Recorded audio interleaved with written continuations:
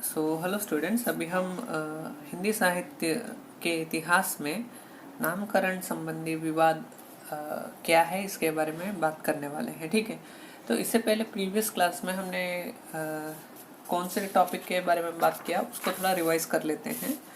ठीक है, तो काल विभाजन की समस्या, फिर उसके बाद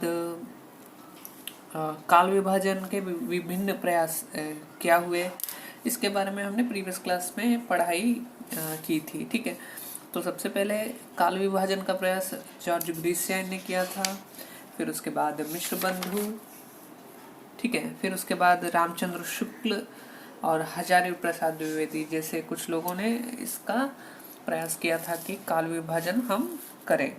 ठीक है, तो अब हम नामकरण संबंधी विवाद कैसे उत्पन्न हुआ इसके बारे में पढ़ते हैं।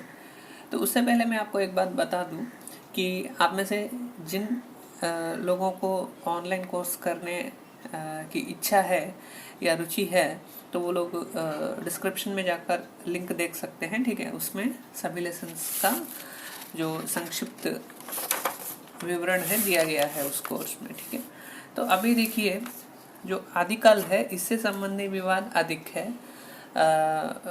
जब हम अन्य कालों से देखते हैं तो इसका थोड़ा विवाद अधिक है।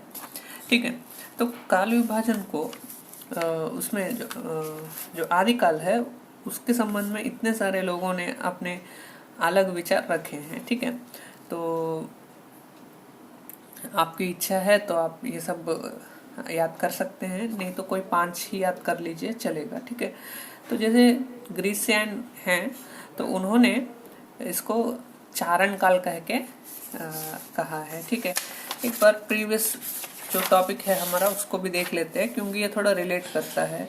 तो चारण काल का समय इन्होंने बताया था 7वीं शताब्दी से जो है 13वीं शताब्दी तक इन्होंने इसका काल बताया। ठीक है, तो चारण काल कहा इन्होंने आदिकाल को। ठीक है, तो ये थोड़ा इंटर रिलेट करता है ये टॉपिक भी, इसलिए प्रीवियस लेसन को मैंने दिखाया। ठीक है, तो यहाँ पे चारण काल कहा इन्होंने, तो मिश्र बंधुओं ने प्रारंभिक काल कहा आदिकाल को। ठीक है, तो इससे संबंधी एक स्टोरी मैंने बनाया है। वैसे ही आप कोई भी एक कहानी बना सकते हैं जब आपको इतना बड़ा लिस्ट याद करना हो। ठीक है, जैसे ग्रीसियन ने चारण की समस्या मिश्र बंधुओं से प्रारंभिक समय में कही, तो उन्होंने यह बात वीर गाथा वाले रामचंद्र और सिद्ध सामंत राहुल को बताई। ठीक है, यहाँ पे इस प्रकार आपको कहानी बनाते हुए जाना है सो दैट आप इतना बड़ा लिस्ट याद कर सके। ठीक है, जैसे अब देखिए, ग्रीसियन ने चारण की समस्या मिश्र बंधुओं से प्रारंभिक काल में बताया, तो वीर गाथा वाले रामचंद्र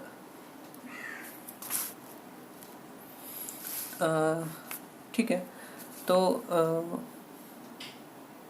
यहाँ तक आया हम।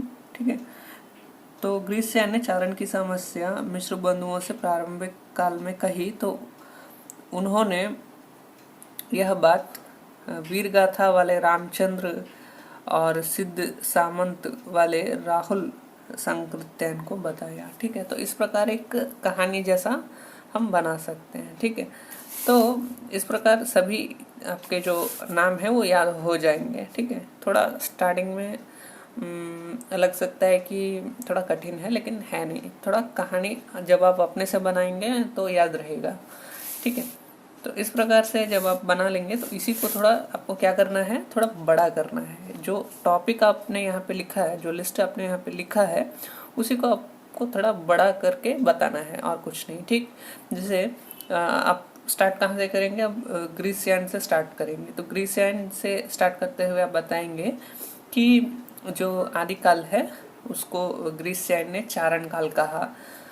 अब ये हम क्या कर सकते हैं कि पूरा बुक्स में ही नहीं, थोड़ा आप इंटरनेट में भी सर्च कर सकते हैं। ठीक है, जैसे आप चारण क्या होता है उसको हिंदी में टाइप करके गूगल में सर्च कीजिए तो आपको बहुत कहानी मिल जाएगा उसमें। ठीक है, जैसे जो चारण लोग होते थे वो गुजरात, राजस्थान जैसे क्षेत्रों में पहले के समय में मंत्री या फिर व्यापारी के रूप में काम करते थे। ये लोग जो है राजाओं के साथ युद्धों में भी जाते थे और वहाँ पर राजा ने जो कुछ युद्ध किया है उसका वर्णन अपने कविताओं में या काव्य में या साहित्य में करते थे। ठीक है, तो इसीलिए ग्रीसियन ने इसको चारण काल कहा, क्योंकि इस समय जो युद्धों का वर्णन है वो साहित्य में अधिक देखने को मिलता है, जो कि अधिक रूप से चारण लोगों के द्वारा लिखा गया है। ठीक है, तो यही बात बताना है।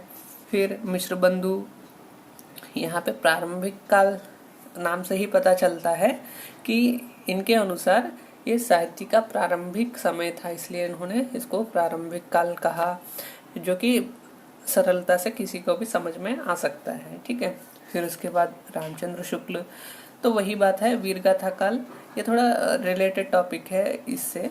ठीक है, जैसे उस समय साहित्य में वीरता का वर्णन अधिक होता था, इसलिए रामचंद्र शुक्ल ने आदिकाल को वीरगाथा काल कह के कहा है। ठीक है, सभी थोड़ा रिलेटेड ही है। ठीक है, फिर सिद्ध सामंत युग, राहुल संकृत्यायन के अनुसार आदिकाल में सिद्ध लोगों का साहित्य अधिक मिलता है, जो बौद्ध लोग हैं। ठीक है, बौद्ध लोग में सिद्ध लोग एक उनका अलग ग्रुप है, वो लोग भी साहित्य लिखते थे। ठीक है, तो उनकी अधिकता, और फिर सामंत लोग जो राजाओं के सामंत थे, यहाँ पे मैंने जैसे बताया कि चारण लोग अधिक लिखते थे। ठीक है, वैसे ही अन्य राज्यों में भी जो सामंत लोग थे, ठीक है, जो राजा से मतलब एक सामंत के नीचे कई गांव होते हैं। ठीक है, तो वैसे ही वो राजा के नीचे काम करता था सामंत। ठीक है, तो उन लोगों के द्वारा साहित्य रचा गया, तो इस कारण इसको सिद्ध और सामंत दोनों को मिला के सिद्ध सामंत युग कहा गया। ठीक है, इस प्रकार हर नाम का एक कहानी आप लिख सकते हैं। ठीक है, तो यही यहाँ तक ही जो है आदिकाल का वाद विवाद नाम संबंधी समाप्त हो जाता है। देखने में थोड़ा बड़ा लग सकता है, लेकिन जब आप हर नाम के पीछे एक कहानी याद कर लेंगे तो बहुत सिंपल है। ठीक है, अब ये वीडियो बहुत बड़ा हो गया है, बाद में हम भक्ति काल, रीति काल, आधुनिक काल संबंधी नाम संबंधी जो विवाद है उसके बारे में बात करेंगे। ठीक है, तो ये नाम संबंधी विवाद बहुत छोटे हैं, आदिकाल का ही थोड़ा बड़ा है। ठीक है, तो नेक्स्ट वीडियो में फिर से मिलते हैं। Thank you.